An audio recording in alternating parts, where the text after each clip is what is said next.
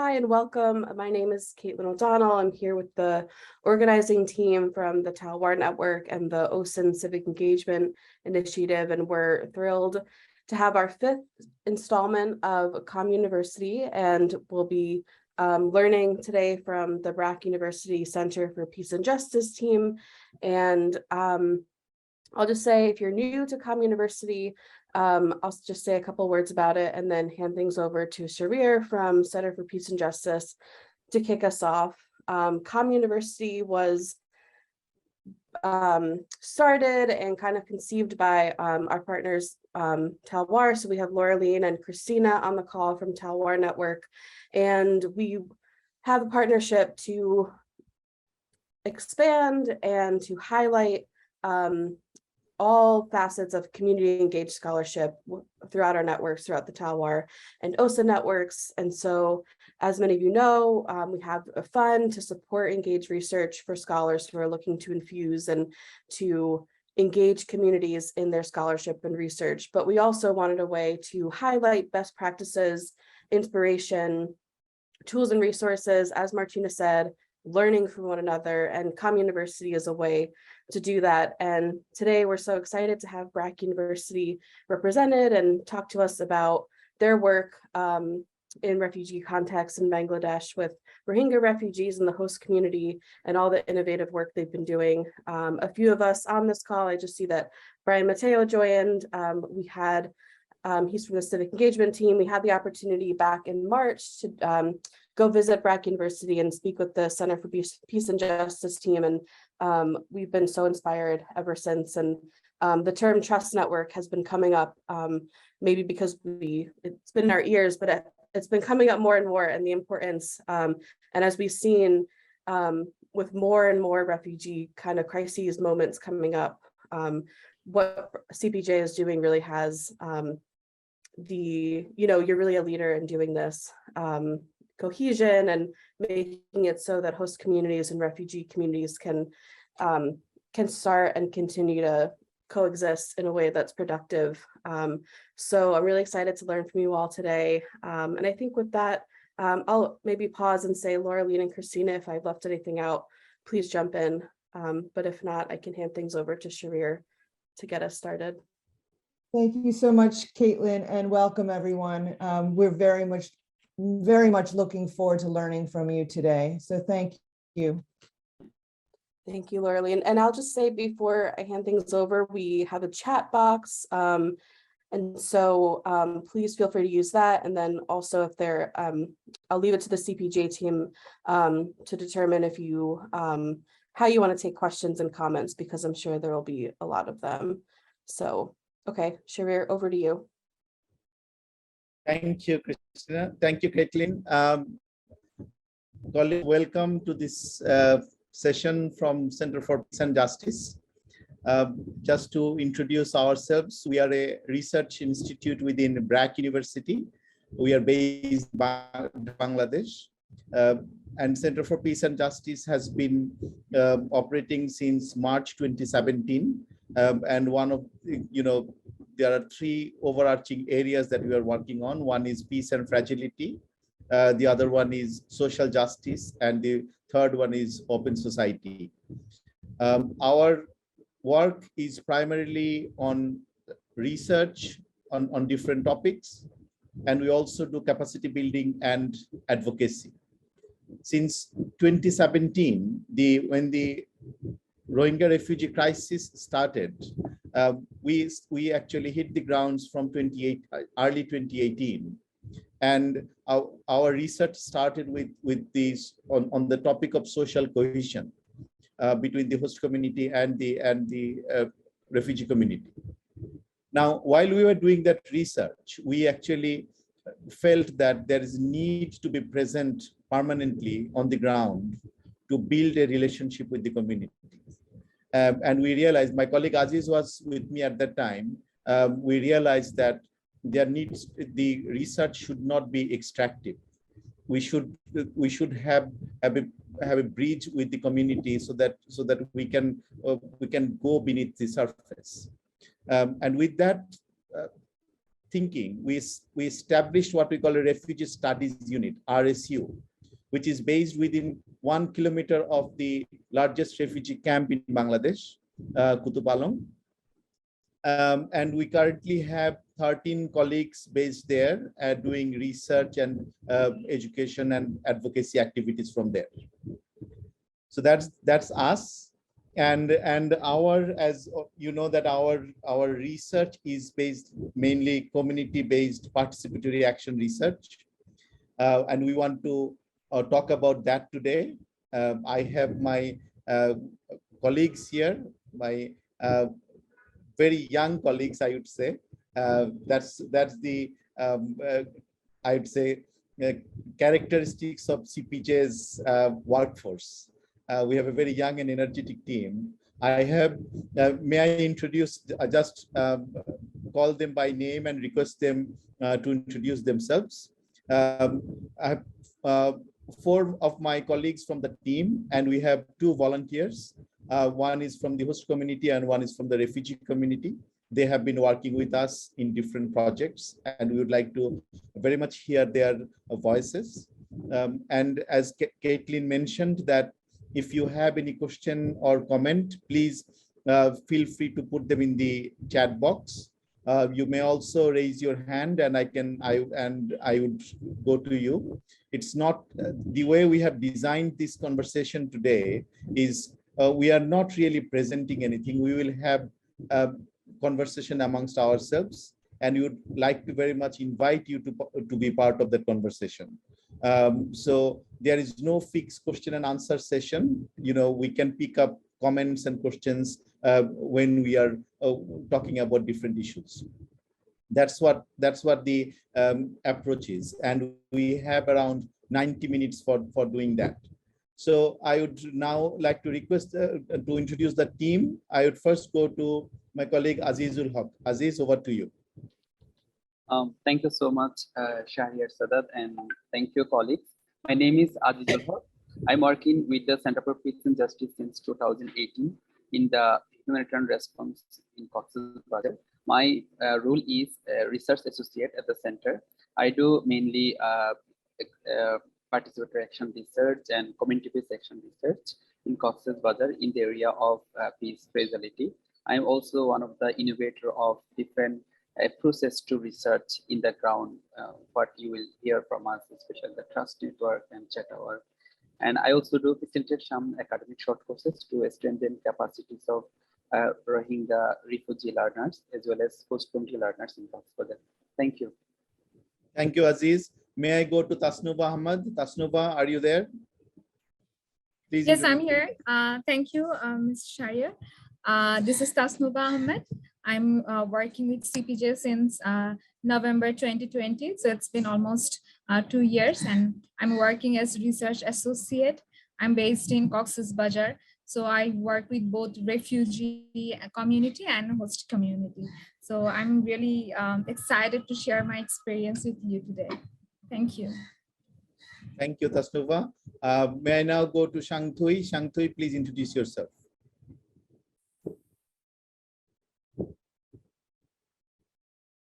You are muted, can't hear you, Shangthui.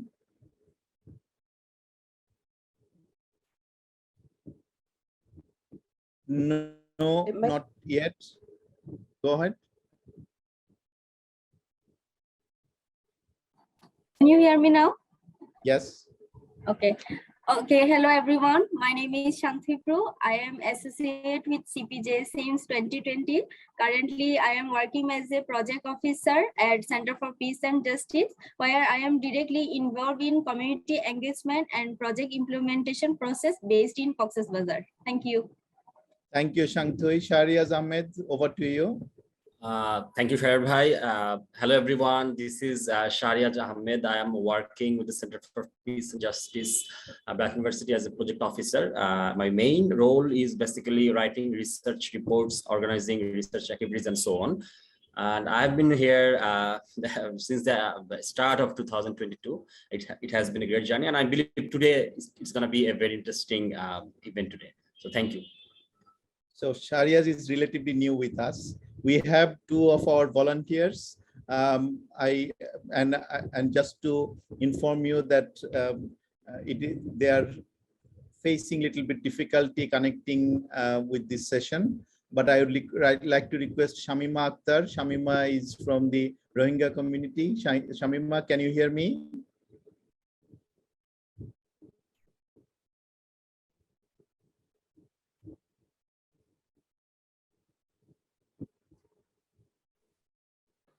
Shamima, Hassan naam hai? Okay, I can't see Shamima. We have two of our volunteers who are part of this panel. One is Rashidul Islam and one is Shamima Akhtar. But both of them are having difficulty connecting with us. This is the kind of situation that we operate, and you for all of you that Rohingya refugees having restriction in terms of accessing the internet connectivity, especially in the evening. So it may be a little bit challenging for us, but we'll see what we can do. Colleagues, as you know that I have already described the way we do our research. This is what we call participatory action research. And now I would straightway go to the panel here. First, I would go to Aziz. Aziz, please explain the philosophy behind this approach. Why have we taken this approach, and what has led to this kind of thinking to take this approach? Okay. Yeah, thank you indeed. So before going into detail, I might reflect some of couple of seconds to explain some of the background, actually why we are choosing community-driven approach for research. During the COVID-19, we have observed a very catastrophic situation here in Cox's Bazar. When COVID-19 emerged, government imposed the lockdown and people actually confined with the camps. There is no communication, physical communication between the community people and humanitarian organization, except a few very emergency responses. Rest of the responses were closed. And then we try to connect some of our learners in the camp through our phone to understand their situation, how they are living their life in this struggle, in this crisis situation.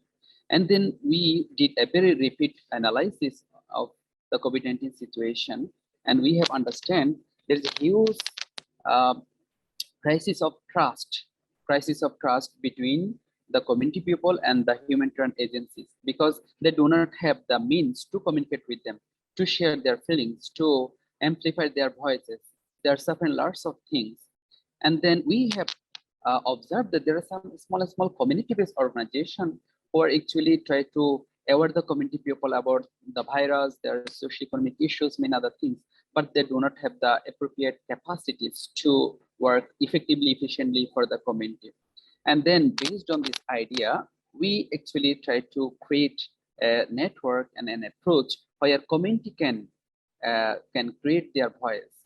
And then we undertook a project. The name of the project is Bridging Community and Humanitarian Response to COVID-19. So one of our philosophy actually behind this approach was to put the voices of the community at the center of the decision making, because in the humanitarian setting or present setting, one of the main purpose of the research is to prioritize the voices of the community, to consider their needs and their preference, because they are frequently sharing with us that many organizations come in to do their research. They're asking us, we are answering to them, but actually we have many other things to share. So one of the big philosophy behind the approach is actually to give the opportunity to the hand of community people so that they can decide, they can narrate their own needs and priorities. They can explain their own emerging concern and emerging hopes and aspiration, so that international community decision maker, along with the other stakeholders to the crisis, can understand from the perspective of the community. So I think many of our learners and also my colleague Tasnova, you can explain any of your thoughts on this research. Astupa, do you want Thank to you. add? Yes, thank you, Aziz, for explaining the background very nicely.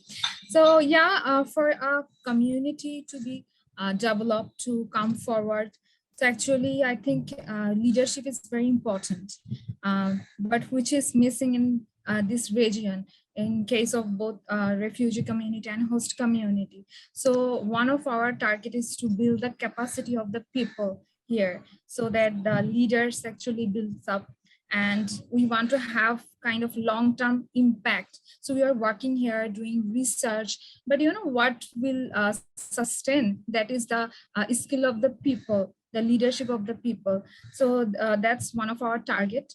And also one thing I want to share, that is that here we can see that many organizations, they are doing survey, they are collecting data, but what we're doing is unique because we are doing qualitative research. We are trying to go in depth to learn about the community people's feelings, their experiences, what they want to share, what's their demand, what's their need. So this kind of information, I think we are trying to get from the community and share with other agencies, other organizations. As you know, like to have real impact, to reach to the people, to have real impact. So it's important to know actually what's in their mind, what's going on. So with survey or quantitative data, that's not possible. So there we are actually doing I believe we're doing a good work, and we don't have any particular like a service type of program. So we are doing research. We are kind of a third eye, who are looking at the problems, social issues, and we are helping the other agencies to understand these issues so that they can give a good service. So here in neutral way, we're trying to help. So keeping the community in the center. So we are trying to highlight them, the local people, the community people. Yeah. So if my other colleagues want to add, please. Thank you, Tasnupa. Shangthui and Shariaz, I will allocate one minute each of you. So Shangthui, do you want to go ahead? Yes, thank you, Sharia bhai. Can you hear me? Yes, loud and clear. So another philosophy behind this approach is the uplift the marginalized voices. You know, community-driven approach research has the potential to open the challenges of expression for those whose voices are rarely heard. Especially if we talk about the Rohingya community, the voice of the women and adolescent, elderly people are rarely heard. So our Trust Network members share with us that their participation in the research, they feel very cathartic as they enable to raise their voices and attain more ownership over the stories and narratives they share with us. So this one of the greatest philosophy of this approach is the uplift the marginalized voices. Thank you. Thank you. Thank you. Shariaz, one for you. Thank you, Shair bhai. So this, I would like to focus on the word engagement. So the approach that we use, we engage with both host and Rohingya community in such a way, it gives us the opportunity to, you know, collect and gain so many information, so many data. And as we know that we consider CPJ as a knowledge partner. And what we do is these piles of information, we always try to share the information with our partnering agencies so that the concern and the demands and everything that came from the community, both the host and something, you know, some actions are taken, some executions are there. That's one of the philosophy of our works in this setting. Thank you. Thank you. Colleagues, I think we have heard from our researchers on the field that why we are doing it. In 2018, when Aziz and I first started talking to the community, we realized that they are treating us as strangers. And they were kind of giving us some sort of sanitized version. Luckily, Aziz is from Cox's Bazar, and when I told them, look, he's from Cox's Bazar, and you can speak in your own local language, and he can understand, and we can take it from there. We could see that actually helped us to break the ice. And this is when after I think second day, when we went back to our hotel, and we sat and we discussed that we have to do something. We can't be coming here as strangers and asking and demanding people to talk to us and giving us data. We are not going to get anything here. And that is the reason why we have shifted, taken this different approach. And as I initially mentioned, that this is the approach is non-extractive approach. What we have been doing is after the research report has been prepared, in fact, two ways. One is we do capacity building of our volunteers, which Aziz and others will talk about.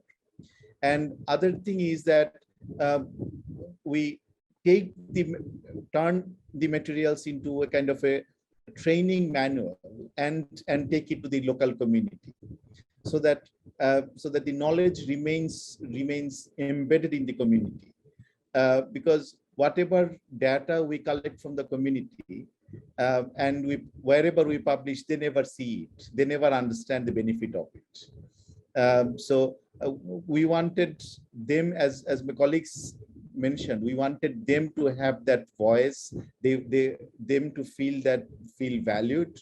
They wanted to feel that this is something beneficial for them. Now I would go to the team about the second question. The second question that I have, that we understand the rationale behind it, but what exactly we do? What are the tools that we have used so far? How we do it? In this process, the first innovation that we have done is creation of an informal trust network. And I will invite Aziz to talk about how we have created this informal trust network and how it has been effectively working for us. Over to you, Aziz. Thank you again. Yes, actually challenges sometimes gives us to be innovative in this present situation. So as I am also again back to the COVID-19 situation, and we are facing lots of struggle in terms of communication and understanding community's perspective. So on the time, actually, we try to connect some of our previous old volunteers who worked with us previously, and we try to understand what would be the possible way to connect them. And then we fortunately identified 40 potential and skilled volunteers in the community who are trying to communicate with community people. And then what we did, we give them an assignment, we call them the Trust Audit, to identify the people who have the mobile phone, who have a kind of virtual communication with them in their network, in their proximity, in their familiarity. And we actually give them some criteria. For example, identifying people from the religious leader, community-based organization leader, the Maji, teachers, NGOs, different volunteers, and of course the grassroots women and also adolescent youth and boys. As such, I would like to show a picture so that you can visualize what I am talking. And then based on the Trust Audit, we have created a network. We call them Trust Network. Every volunteers identified 100 people from their network, and as such, we had 40 volunteers. So in total, we nicely connected around 4,000 people in the community. So you can see CPJ in the remotely, they are communicating with directly to the volunteers, and volunteers are individually connecting and communicating with their own people in their network. So in the beginning, they actually talk to the people throughout the week to understand their emerging concern and question through a mobile phone. On that time, it was very much difficult to talk during over phone because mobile network was very poor. But after a few months, government resumed the internet and mobile phone, then we started to use different other tools like the Google Meet and also some other tools so that we can communicate with them effectively. So this network, why we call it a trust network, as earlier Shahriar said that actually we understand the community people are free and open and frank to those people, especially from their own community people, because they do not trust other people. Previously, they become betrayed. Their main information actually manipulated. And as earlier I said that once we actually took information and we're writing the reports in my home, ultimately the community people are not aware of that. They are not reading what actually have written in the paper. So the network actually gives us a close communication, informal communication with a number of people where they are sharing their views, their ideas, their suggestions, their preference. It was very much helpful for us. And every week they are talking a number of people. And during that time, actually some of my colleagues like Tasnuba also work with me in this response. I would like to invite Tasnuba to share your opinion for how you are working with this network.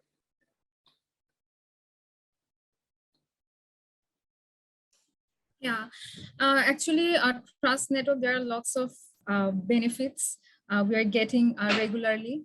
You see that if for the Trust Network, we can easily talk to people even about any sensitive topic. So not all the topics we can talk with anyone. So in that case, this Trust Network really helps. So they can go to the people they really trust so that they can open up and share the information. So that's also help us to prepare the paper and know the real scenario. So that also helps. Yeah. Yes, exactly. As you said, it's really important. During that time, there was a number of security issues, the number of actually the issues relating to the repatriation, relating to their internal domestic violence. So without having a very trusted person, actually understanding the real scenario was difficult. But you know, in this network, when they see, okay, the Tasnova, you are my familiar, so I can talk to you in confidence, and also I know that you will keep my information confidentiality. As such, you know, when community people is talking to community people, that is creating a very big avenue to share their own feelings, their own reflection. So recently we actually using this tool in the host community also to conduct a number of research, and we have been benefited a lot. And some of our partner organizations also in Cox's Bazar, they are using this network. Recently the Save the Children and previously the FCDO and some other organizations also using this network by the support of CPJ. And yeah, you can say this is a kind of good practice. However, there are a number of challenges, especially as this is the trust network based on convenience sampling. So as convenience sampling, some limitation because to get very wider and very sharp and other views from other people outside of the trust network, it is really difficult. But it is better when there is a very crisis situation, there is limited resources, there is no formal a platform where they can talk, they can share. Actually, the platform gives very strong opportunity for the women, because our women volunteers are talking to the women, and women are always marginalized. Even Rohingya are marginalized, but Rohingya women are secondary marginalized. Sometimes people think that, okay, they do not have the kind of knowledge to share, so their parents or their the guardian will share. On the other hand, the adolescents and boys, they are always excluded from the discussion most of the time. People think that they are not mature enough to share, but the trust network actually reach out to those people. And that's why we have heard very excitement from the Rohingya women. They said, wow, this is actually giving me a refreshment to share my feelings. And we have been benefited receiving their unique information, their unique reflection, because everyone has many things to share. But when we work in a very quick response in a quick time, we sometimes excluded some people, like the people with disabilities, the women, adolescent boys and girls.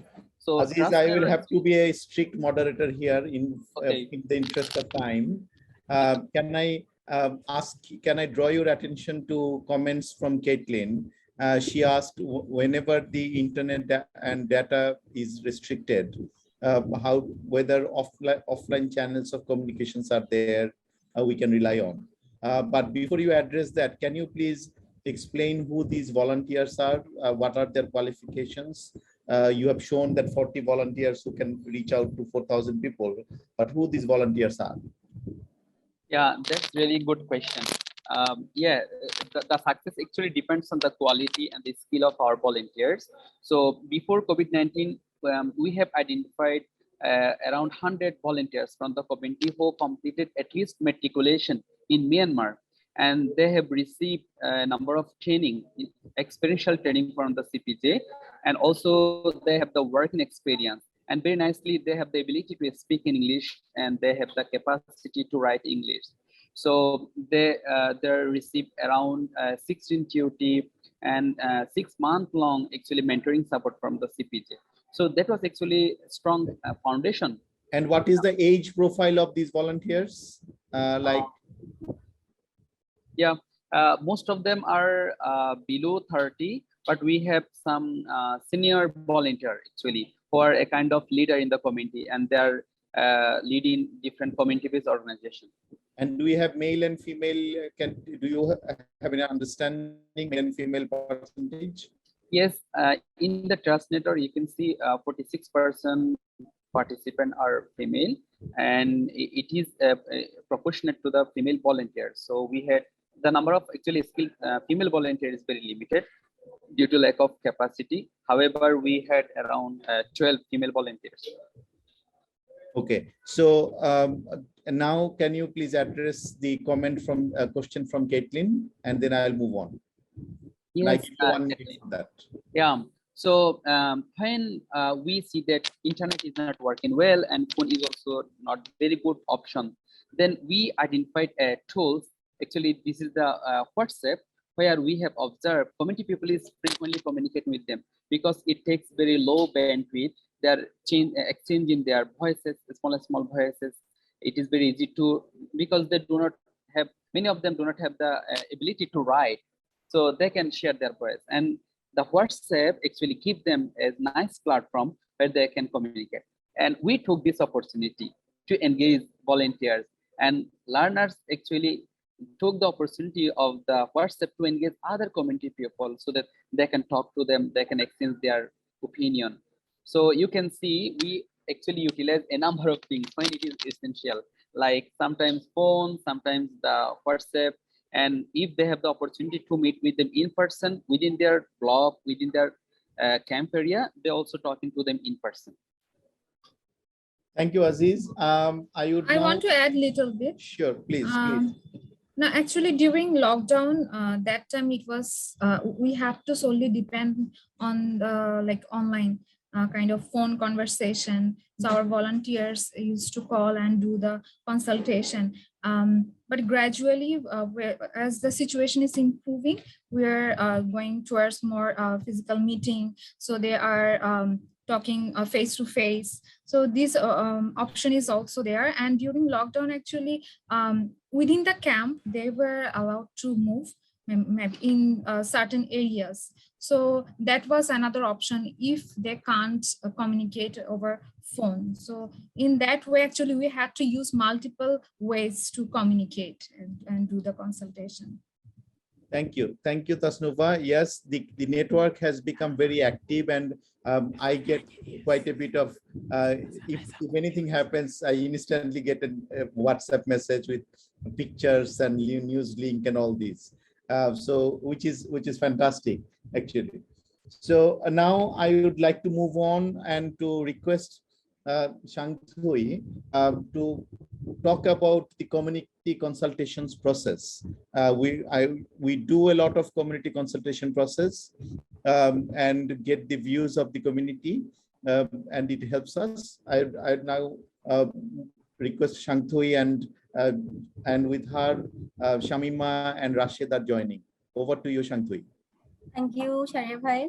So as all of us know, research is often a one direction process in which the researcher or data collector have little accountability to the respondent. So in that perspective, community consultation is quite different from that, because it is an informal, open-ended data collection process where respondent and stakeholders can share their views and concern with the researcher. So as researchers invite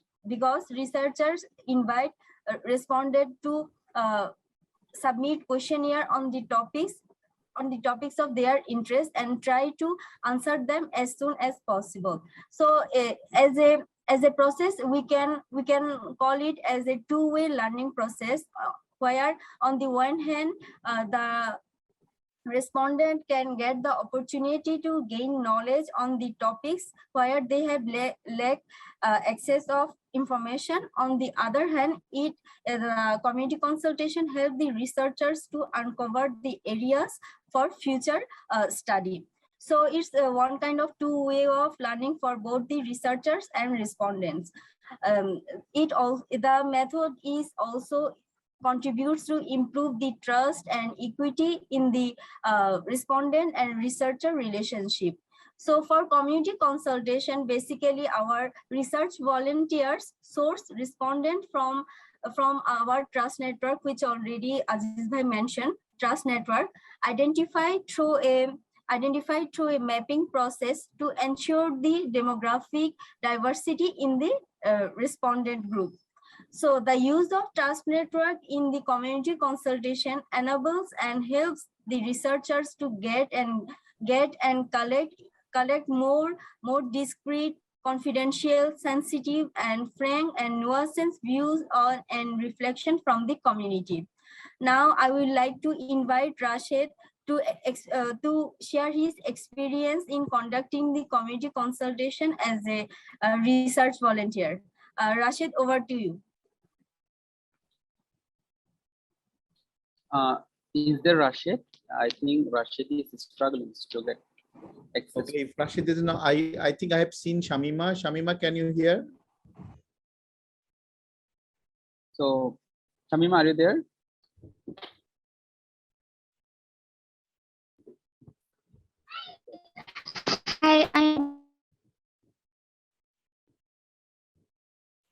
Shamima can't hear you. Can you?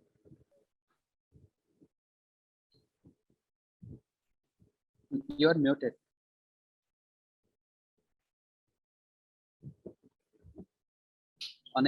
Unmute করুন আর এই community যখন consultation করতাম মানুষ মন্ডারে কি ডইলা বডিলা হতকল share করত এটার response এবং এটার ওপিনিয়ন অকল হন্ডিলা শেয়ার করুন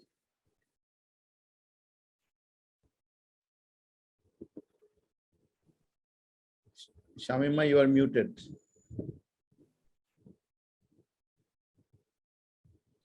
Before sharing, can I say something about that? Please, Aziz, please. Hi, am I audible? Yes. Can you hear me? Yes. Oh, I am facing so much with internet connection. No problem. Please go ahead, Shamima.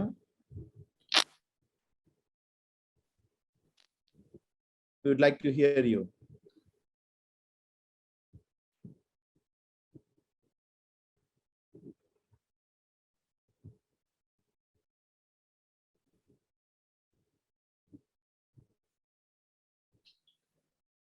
Just to explain that Shamima is based in the refugee camps. She's studying at Asian University for Women, but now she's in the camp visiting her family and having struggled to join. I think. Do you want to add anything, Shariaz, about community consultations as a project officer? Shamima and Rashid is not here, I will request Tasnuba Appa to share about the 3-generation story. Yeah, I can give some examples actually how we do the community consultation. Shantipapa already mentioned that the volunteers, they are from the community, so it's easier for them to actually consult with their community and get the detail knowledge or information. So this consultation is kind of informal. We use a storytelling method. The questions are open-ended, sometimes semi-structured, so they get the full story. So we designed an assignment that was 3-generation history. So our volunteers, they talk to their parents, grandparents, and also their own generation. So, and they get to learn, they got to learn what was their time, what they used to do, how was the situation, the socioeconomic conditions, so funny or interesting stories. So they collected this data, they talked to their family members. Similarly, they also did another assignment that was about cultural heritage. They did research, they talked to the old people from their community, and they researched about a particular cultural heritage of their community. So in that way, you see they are documenting knowledge. They are talking to the knowledgeable people and documenting this knowledge, so which is very unique. So nobody has done such a research here. So they are learning, they are gaining knowledge as well as developing their skill. So gradually they are moving towards maybe serious issue, sensitive issues, talking with other community people. So they have started with talking to their family members, the very close people, old knowledgeable people in their community. In that way, they are gradually moving towards serious topics.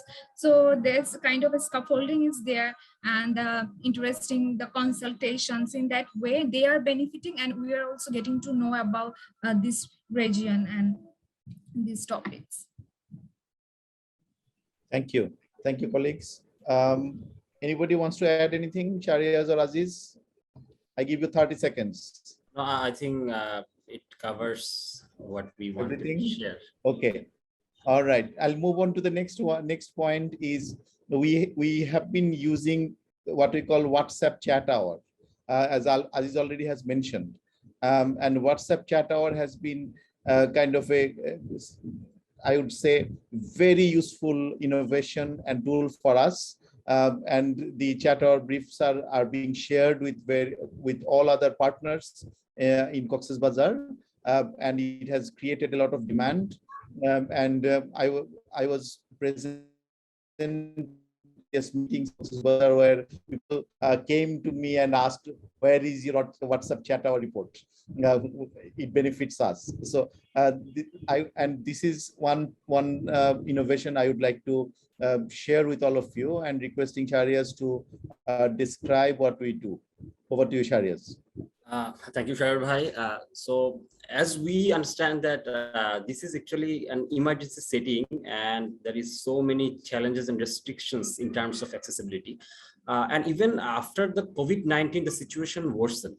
And from that perspective, this actually pushed us to innovate ways to continue our work. And that's where this chat hour came from. And the objective was basically to overcome the accessibility barriers. And in a nutshell, we can say that this is kind of like a virtual coffee place where we come once a week and informally, very informally discuss the research volunteers' recent findings.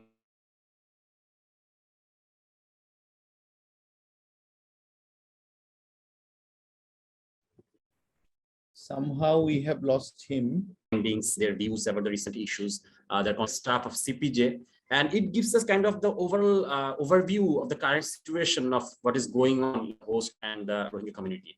And the topics of this discussion is actually selected by the research volunteers themselves. And in terms of significance of this chat hour, I can say that this actually create a platform for the research volunteers where they can reflect on their views and their opinions. And frequently, there are guests from the humanitarian agencies and elsewhere who remain in that chat hour. So basically, this started with WhatsApp messaging. However, with time, it took a more kind of structured way, and we now do it in Google Meet, and we create one paper for each in one, like one-page paper on it, and we share with our agencies, with our partner agencies. And one of the key thing about this chat hour, I would like to say that, in terms of when we go to field, in terms of receiving research data, sometimes we are not able to get the inside information. So when you communicate with somebody in a very informal way, with coffee or having a tea, so these kind of situations, they express themselves in a way which sometimes will be difficult to get in a more formal or data collection process. So I think this is the beauty of it, and I guess that I would like to say, that's all I would like to say. And I think that I would love to hear from our Rashid and Shamima, if their internet is okay. I would like to go to them. Sharvai, over Thank to you. you. Yes, please, Aziz. Yeah, I would like to give you a bit background of it, So how it works and why actually the chat hour and how information is being shared in this platform. So as you have heard earlier, that as our volunteers are informally consulting with the community people throughout the week, okay? So they have understanding of community's perspective. And then they come to this platform for 1 hour in a week to quickly share what is the emerging concern of the community people, how the health situation is, how their security situation is, So there is a very open-ended question we are putting into the chat box, and our volunteers are randomly sharing their opinion through chatting, writing. And there are some volunteers actually who can't write in English, but they have the opportunity to share their voices. So we are instantly translating this Rohingya voice into English voice, and also the researchers English voice into Rohingya voice, so that we strongly engage all the participants connected and engaged. And there was a frequent concern from the community people that, okay, we do not have the accessibility to the government people, to the humanitarian decision maker. So how we can connect them? This platform actually create an exposure where we created a bridge between the community's volunteer with the humanitarian leaders, humanitarian workers, but they directly engage in their conversation. Actually, it reduced a lot of misunderstanding, rumors, because without having good communication with the decision maker, with the community people, they created many narratives. They actually created many misunderstanding, misperception that actually damage the trust between community and the humanitarian agencies. Aziz, one quick question. How often do you do this WhatsApp chat hours? Yeah, we previously did in every week when humanitarian agency need frequent information, quick information, but now we are doing it bi-weekly and understanding the day-to-day their challenges, so that we can create a one-pager quick note and quickly circulate among the humanitarian workers, so that they can understand the emerging context. That is really helpful for them, understanding the context. Yeah. Okay. Thank you. Thank you. So these WhatsApp chat hours report that we prepare, do we share it back with the community as well? Yes, after preparing this chat hour, actually our volunteers review it, they edit it. This is very quick process, and then we circulate among the humanitarian agencies. However, when we actually going to discuss other approach, like the based on this chat hour, we are getting the big report, and our volunteer is one of the writer of those report. And after preparing, finalizing, again it is going back to them, so that they can have look what actually have written before sharing with the donors and other actors. Because some research actually creates some negative result for the community if it doesn't reflect their own voice. So that's why we want to be open and frank and very transparent with the community people, so that they can know before sharing in the public domain, they can read what actually have written in the report. Quick question, Shangthui, you can identify how frequently they use WhatsApp. Is WhatsApp a popular one to use among the Rohingya and host community? Yes, it is very popular among both communities, and they feel very comfortable using WhatsApp. And sometimes if they don't know how to type, they send us the voice recordings from which we can transcribe and prepare our reports. So it's quite popular among the both communities. Thank you. Caitlin, I hope that answered your question. Thank you. Sharbe, I'd like to give an example of the impact of this chatter. Yes, quickly, half Yeah. a minute. Yeah, sure. Once one of the volunteers was saying that some of the people in a shop were discussing about COVID-19, that it's a virus. We don't need to wear mask because this is kind of large, big flowers, and if they come to attack us, we will be able to see them. So it does not matter to wear any mask. So this kind of information came to our chat hour, which we kind of share, and from that we can understand that this place needs some awareness on COVID-19. So this is the way how this chatterer can have an great impact. And I remember that information actually prompted us to do COVID-19 awareness sessions with community and volunteers, right? Yeah.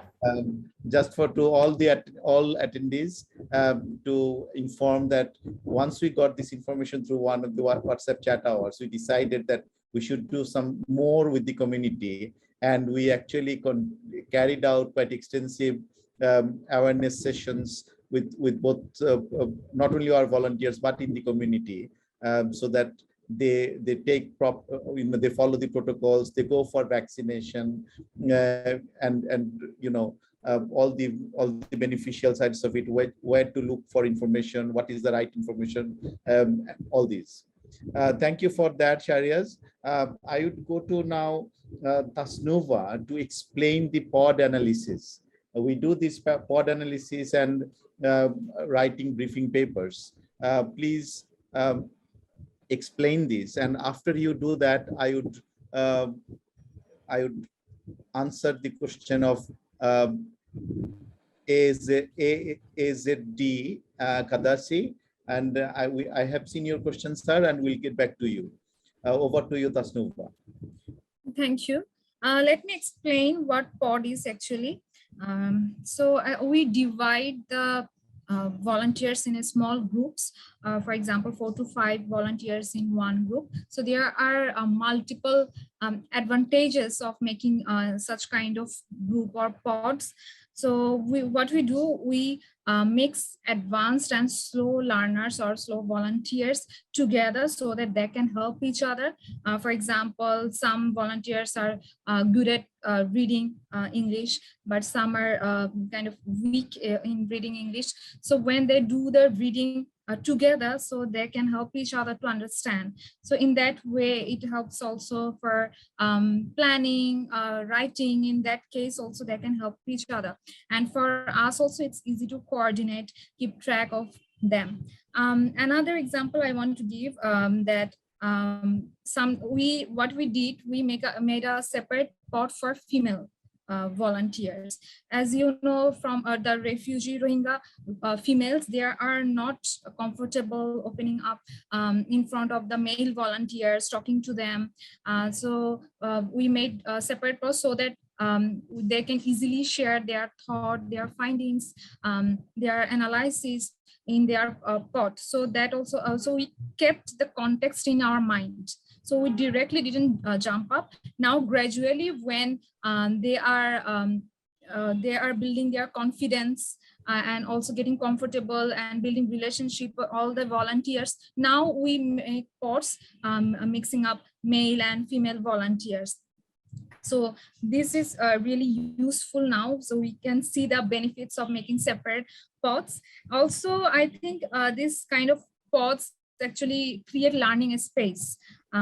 Every volunteer is doing individual consultation, and they are coming back into the pod and sharing their learning, what information they got, what they think, so they share with each other. So I think they are learning more. So in one hand, they are learning directly, and on the other hand, they are learning from other volunteers what they are getting. So that's also helps. And after that, they actually do some analysis. They compare the findings. They compare, they are from community. Again, they are researchers, so they have their own thoughts. So they do analysis and write reports. In that way, we are actually including the community volunteers in all the steps, in every steps of research, starting from designing the research, collecting data, writing reports, and again, in that way, they create a briefing paper, which we review and then give them back. They review and give us back. Then finally, we share these reports, briefing papers with the donor agency or other humanitarian agencies working here. So they are actually contributing a lot to the research, these community volunteers. It would be actually great to hear from our volunteers, but they are not.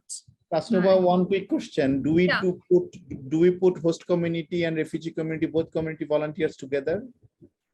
No, not yet. As I said, that we don't jump in directly. So we gradually we are developing their skills, their mindsets, because at the beginning, others also said that the host community, maybe they can't accept the refugees very easily. So now they are doing research, they are learning, so their mindset is getting changed.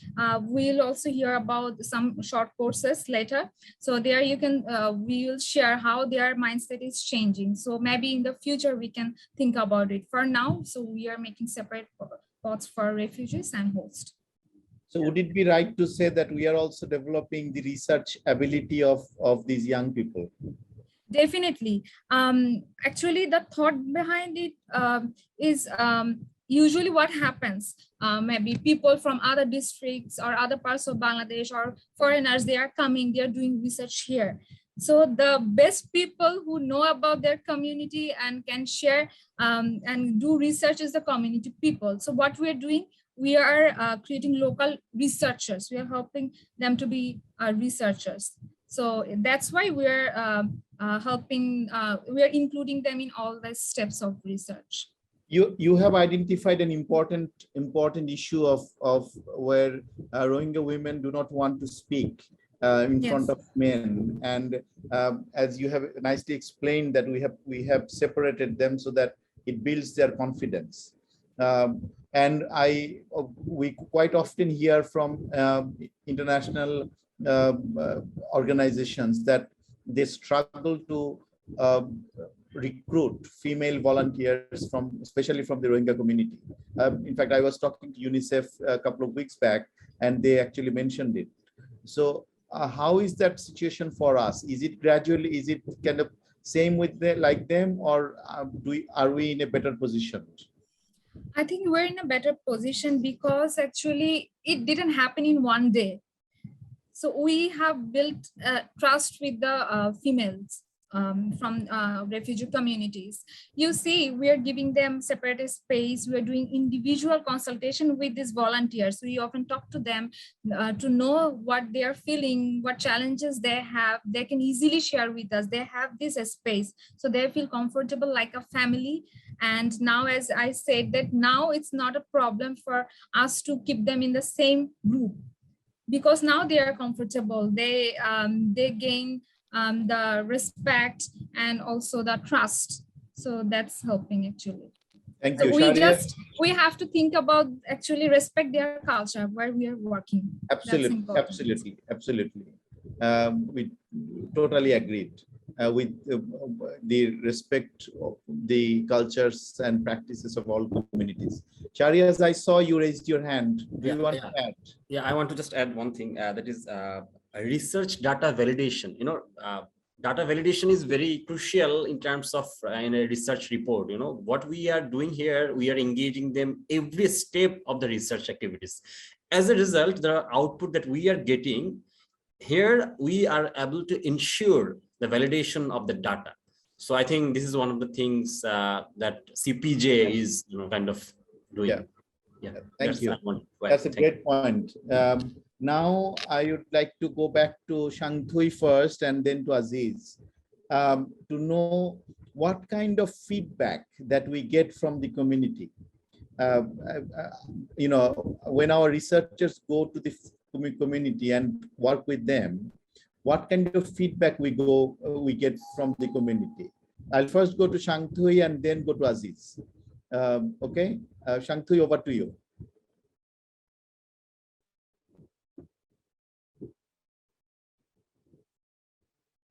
Shangthui, can you hear me? Yes, I can hear you. All right. So I just wanna add. I just wanna add to the one thing that repeated contact between the research volunteers and respondents also builds a institutional reputation and acceptance in the community, which helps develop awareness of purpose and limitation and potential impacts of the research. With established research volunteers more frank, confidential, sensitive, and nuanced from the community. So I think when the trust is there, you can get the information, whether it is sensitive or serious.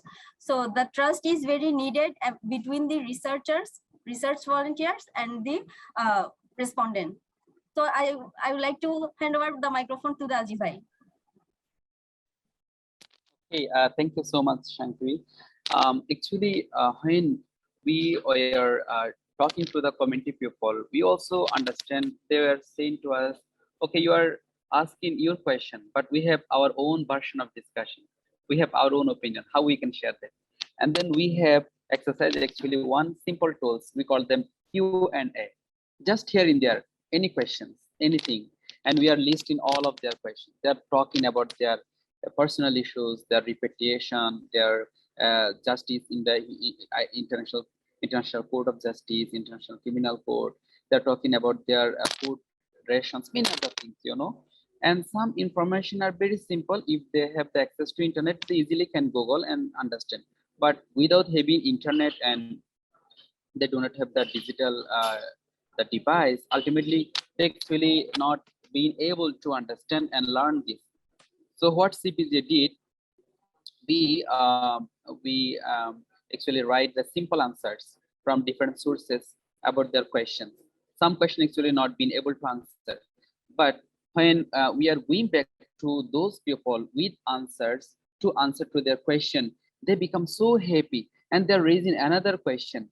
But on the other hand, you know, for CPJ, it is actually giving us a clear picture for further research, because we are opening the door and windows to share there anything, that also giving us the opportunity to understand other areas apart from our current research. So most of the time we have heard their very personal and family level things like their struggle for livelihood, they need education, they actually need kind of movement, access to movement, and they need some other psychosocial support, health support, many other things. And it actually helps us, you know, to engage other humanitarian workers like the health sector, the site management sector, who are helping to build their shelter, to construct their roads, and also mainly for the education sector. So as such, you know, the approach is very open and frank and very much flexible for the community people, so that they can share anything to us without any screening, without any sensitizing. Yeah. Thank you, Aziz. I'm just responding to Mr. Kadasi's question, whether what do we do or how do we preserve the knowledge documents from the community, for the community. Sir, the response is once we convert it into training manuals, we not only train the community with those, we also take it to the local organizations who work for the community. And we share those documents with the local organizations so that people can access it from there. And also our presence is on the ground. We are based in the community. So if people need to access anything, they can come to us and we give the materials to them. That's how we have been doing it. But it's a good idea to reach out to local library and share it with them. And I have taken note of that. Thank you so much for this question from your end. Now, I would like to go to Tasnuva again to talk about the CPJ's capacity building activities, that how this is contributing as an informal education. Just to explain that CPJ's presence in Cox's Bazar is quite, I would say, quite unique, because all other organizations are NGOs, INGOs, UN bodies, or government organizations. We are the only university which is present there. As an educational institution, we should deliver higher education there. But as you know, that having a conversation about tertiary education for the refugees is a difficult conversation now. So what we have been doing we are doing it through informal education, through capacity building, and requesting Tasnuva to talk about it. Thank you for giving me a chance again. We know the Rohingya, they didn't get much opportunities back in Myanmar for their study, and here also they are not allowed to have access to formal education, and our host community also, they are also lagging behind in terms of education. So, but they have the desire to learn, they have high potential, just the opportunity is missing. So as an academic institution, as you said, our one of the main objective is to educate the people, particularly the youth. So we design our research projects such a way that our volunteers, community volunteers, they get chance to learn, develop skills. So when I'm talking about the skills, different kind of skills, professional skills like time management, and then also academic skills like reading, writing, and research skill, data collection method, qualitative research, quantitative research, such kind of all type of skills, so that they can gain. And they can also contribute for their community. So we, at the beginning, we develop the training module. We provide them training. They learn. We provide them whole day training. So where they learn what are the research objectives, and they also participate very actively, as we know that we do participatory exchange research. So they create the research questions, they create the interview questions. So we help them, we guide them, we support them, but they are the ones who are creating these questions. So for that we provide training, but again, we don't leave them there. So when they go to field, we regularly communicate with them, and also they in the middle of the research period, they come to our office and we provide refresher training. So they need some additional support, for example, how to take FGD, how to take notes. In this kind of support we provide. So my colleague Shariat, he works very closely with me in this training and refresher training. If you want to add anything, Shariat, please. Yeah, thank you, Tasnuva. So this training, refresher training that we are talking about, this is basically kind of a class that's based on kind of research activities. So from that point of view, we are kind of preparing them to be researchers. So this is one of the way to informally educate them. So apart from that, another, I just want to share the statement from one of the research volunteers. So we were working on some capacity building on English language. So she was saying that since her early primary level of education, she was really into trying to acquire skill in education in English language.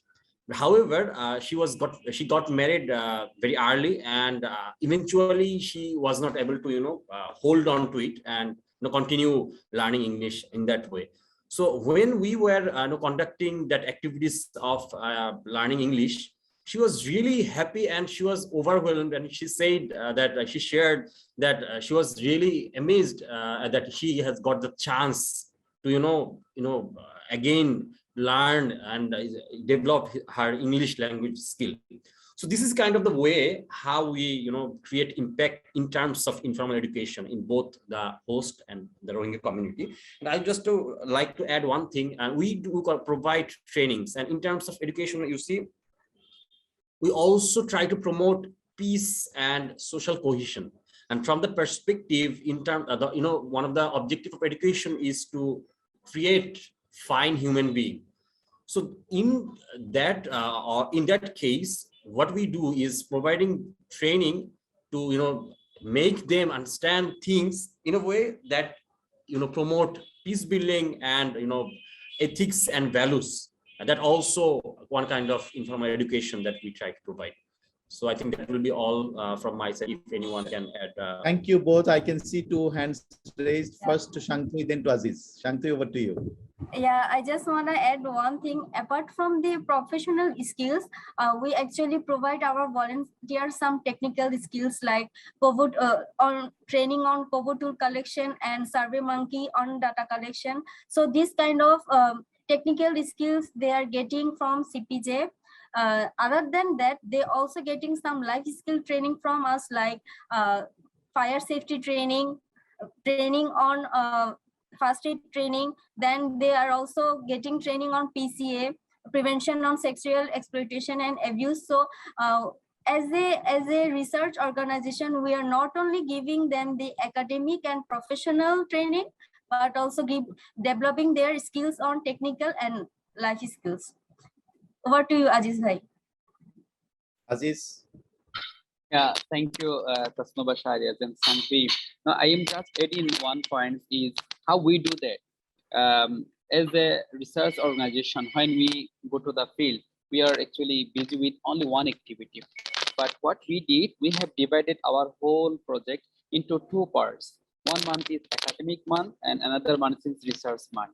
In the academic month, they're actually strengthening their capacities, learning different things, enriching their knowledge, and also they're learning experiential some things. And then another month, they're designing their research and also going to the field to conduct their research.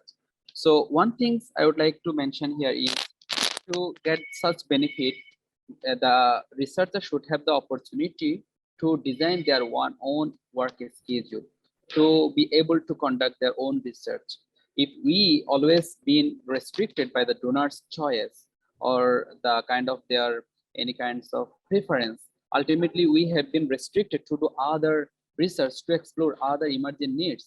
So here CPG is very much privileged because we have the opportunity to develop the skills of the volunteers, to do their own research according to the community's need. So, and one of the big responsibility of us is actually scaffolding the community volunteers. We are scaffolding, we are mentoring, and they are designing their own research so that they become the kind of the hero of their own knowledge. They can produce their own knowledge document. Over to you, Shariat. Thank you. Thank you, Aziz.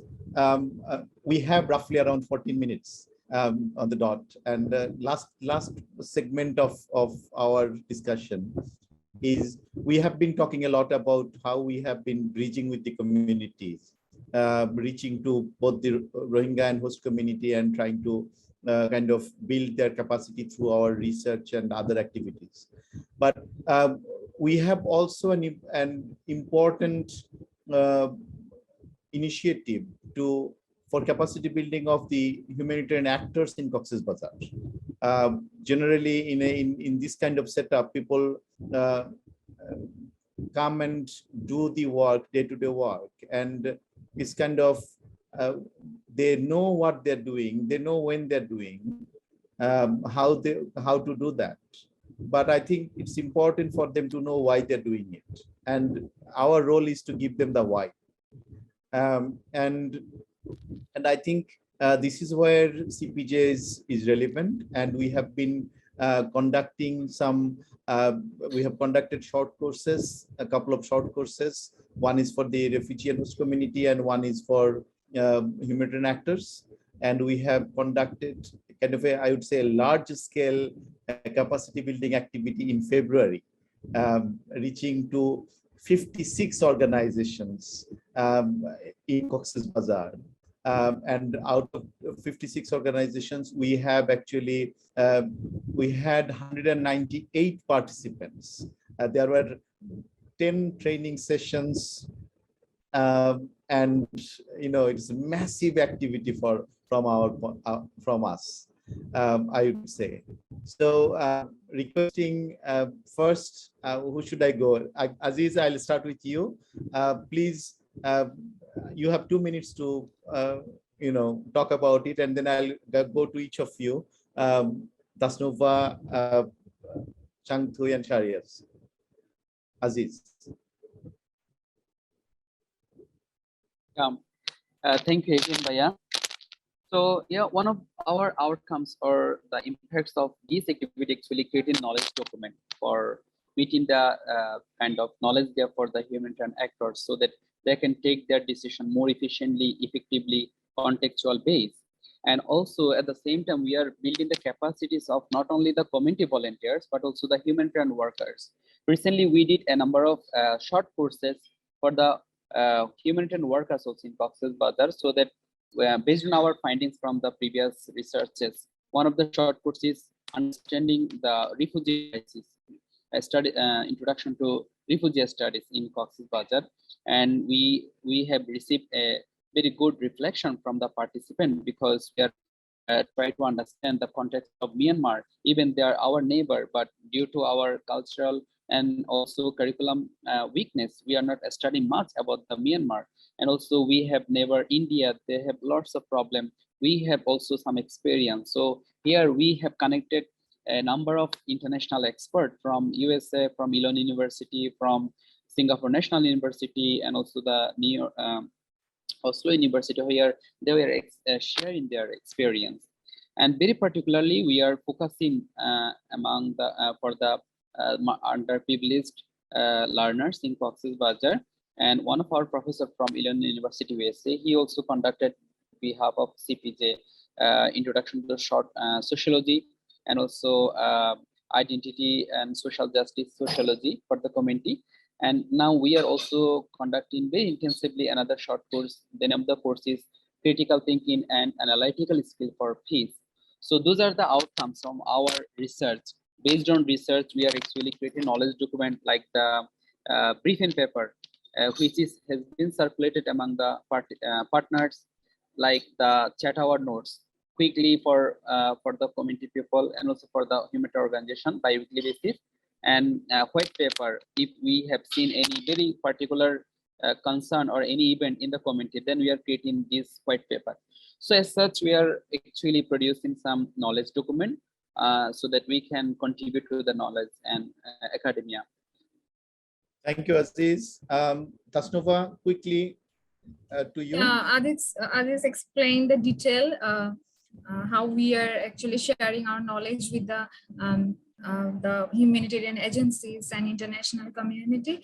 I won't say much, but I want to say that actually you see that we are directly in touch with the refugees. So we are doing in-depth research and we are working since the beginning, almost the beginning of the influx. So we thought, why not share our knowledge with the others?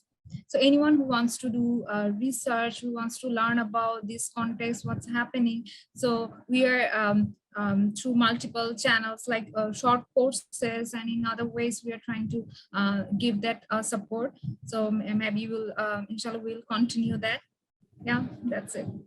Thank you. Thank you. Sharias, over to you. Thank you, Sharir Bhai. I would like to add that as the one word knowledge partner. We are repeating it again and again because this is who we are. So I would like to say that in terms of our relevance in certain emergency context is that we have created a wave of network in this community, which is kind of, which can give the agencies who are working here that opportunity to always being up to date about the community. You know, kind of we are conducting chat hour in weekly, bi-weekly basis. So we are always aware of the situation, of the current situation, what is going on in the community in both host and Rohingya refugee communities. So that's one thing. And another thing is that I talked about the network that we have created. So I think in these two perspectives, where we are most relevant in this emergency context. Thank you. Shangthui, it's for you to speak briefly.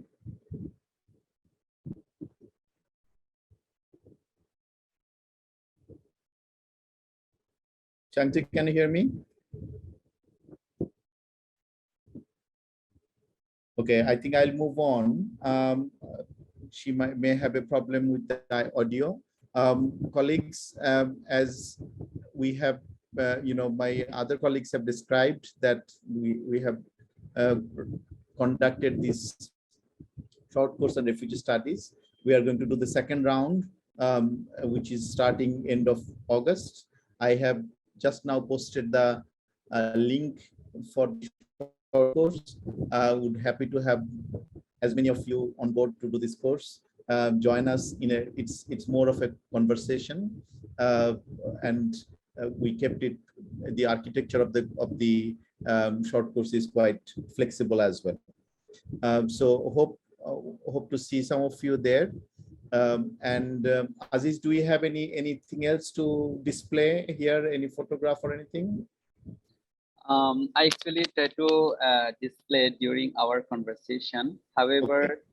I want to show you, like, one of our interesting things is we are transforming learning activity into research activity. Here you can see our volunteers from Rohingya community. They are actually participating in some experiential training and academic session.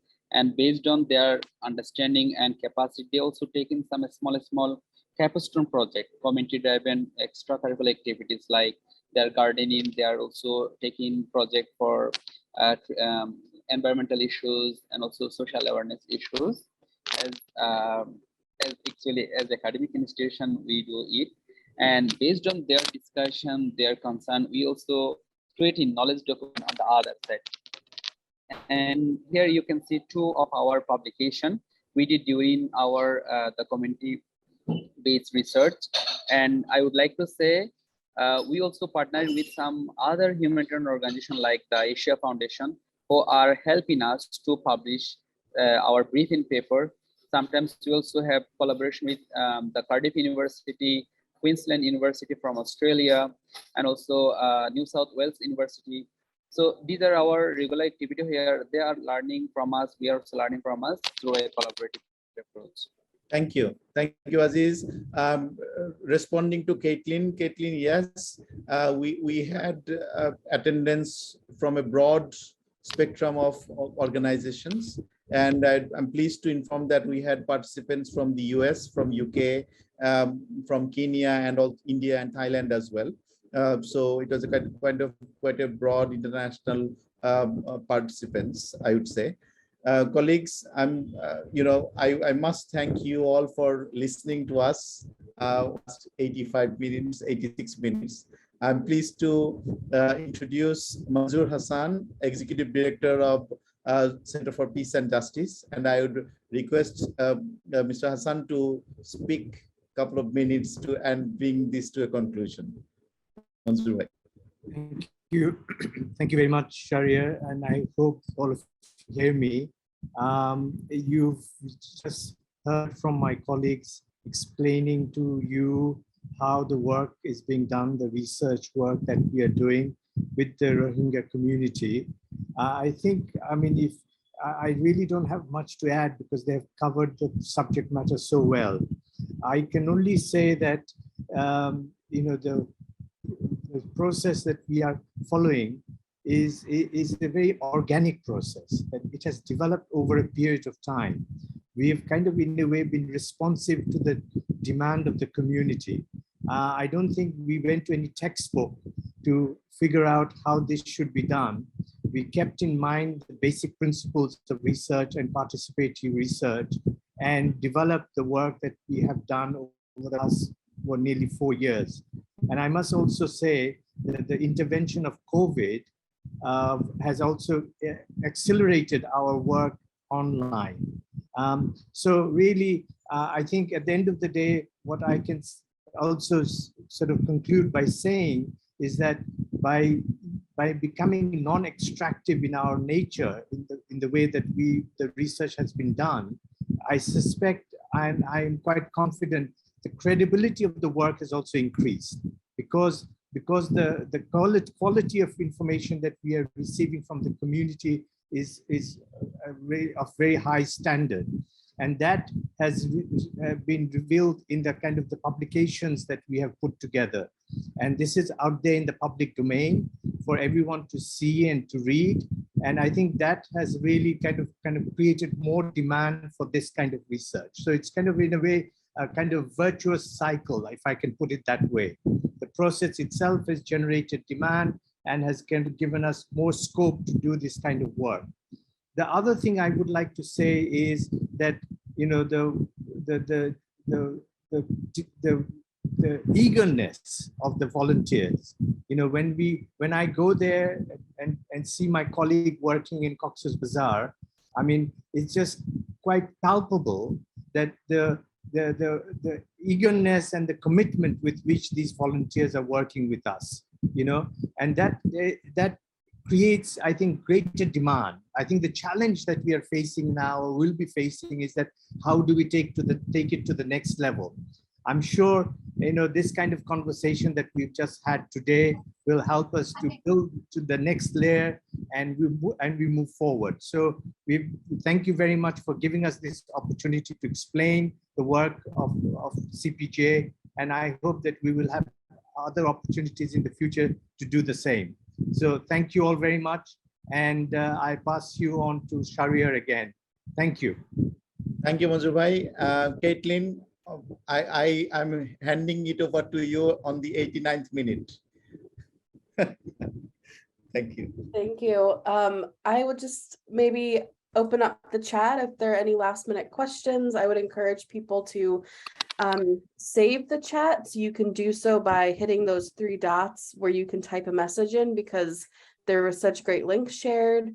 Definitely the CPJ website is a wealth of information, and I'm sure it has your contact information for the whole team as well. So if anything is missing, or if anything you'd like to follow up on, I'm sure if you can't find it on the website, if you just email one of these folks quickly. Thank you, Shahriar, for putting your email address in. The recording will be made available and posted to YouTube shortly. And I would just say, keep in touch. This is a knowledge sharing event. If I can quickly, let's see if I can do this while talking, but I just wanted to plug the next CommUniversity session with Martina Jordan, who is a researcher from the University of Pretoria. And I don't know if she's still on, but that's our final kind of session for the summer. But these have been so amazing, and I hope that folks can take away things. So what Mazur so eloquently kind of wrap things together, you know, the virtuous cycle, the organic. I love the term non-extractive research. That's so important. And I think we can all take some cues and some a little bit of a training and a mindset shift as we're going through work and engaging with our communities. I see some newly awarded engaged research folks on the call as well. So I'm happy to see that, and I'm hoping that together with your leadership and with the leadership of other folks who have led these kinds of sessions, we can turn the tide more broadly in terms of university community relations. And so it's really promising to see that. Yeah, and I wonder if anyone else wants to quickly unmute and share some words of appreciation, or you're getting a lot in the chat, but this has been so great. Yeah, dynamic, inspirational. And thank you for using part of your weekend to be here with us and to share the info. I pulled up the short course, so I hope you get lots of applications from this group. But yeah, I'll leave it at that and let folks go on to their evenings and their mornings if they're in Eastern time.